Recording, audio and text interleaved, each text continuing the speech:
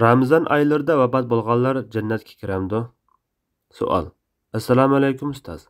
Bir kishining Ramazan oylarida vafot bo'lgan kishi jannatga kiradi degan hadisni o'qiganman deganini anglagandim. Shundaq hadis bormi? Undaqda namoz o'qimaydigan, ro'zani tutmaydiganlarmi mushundaq xosiyatli oylarda vafot bo'lsa jannatga kiramdi?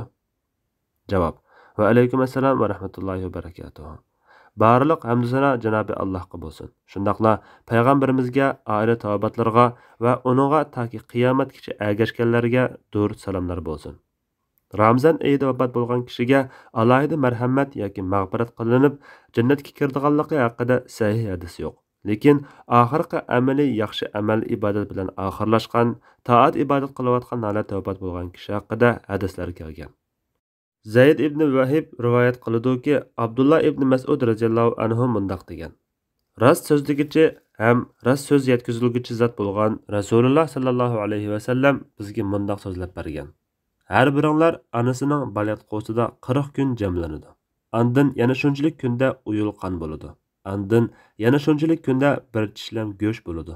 Andin Alloh bir farishtani avatib, buni 4 narsani putishga buyurdi. Uning amali, rizqi, ajali va baxtlik yoki baxtsizligi. Andin uningga ruh to'lanadi. Shunga sizlardan bir kishi ahli jannatning amalini qilib, jannatga kirishga faqat bir gazli qolganda, ayni chaqda putgan putuk g'olib kelib, ahli do'zaxning amalini qilib do'zaxga kiradi. Bir kishi ahli do'zaxning amalini qilib kelib o'tib, do'zaxga kirishga faqat bir gazli qolganda, ayni chaqda putgan putuk g'olib kelib, ahli jannatning amalini qilib jannatga kiradi.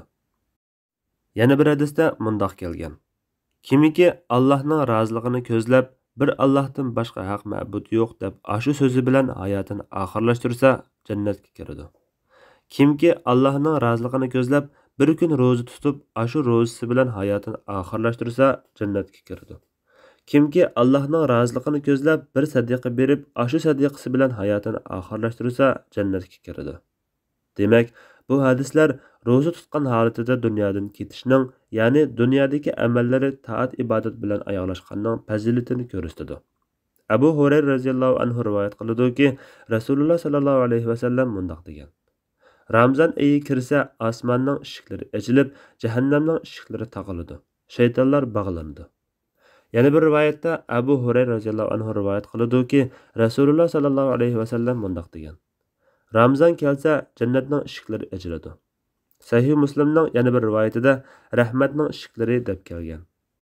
Bu sahih hadislardan osmonning, jannatning va rahmatning eshiklarining Ramazon oyida vafot bo'lgan yoki yaxshi amallarni qilgan kishilar uchun ochilganligi, Ramazon oyida mag'firat, afu qilish ko'p bo'lganligi ko'rinib turadi. Buningga asosan ro'za tutib, yaxshi amallarni qilib, Ramazonda tugab ketganlarga qarata xushpal olsa bo'ladi.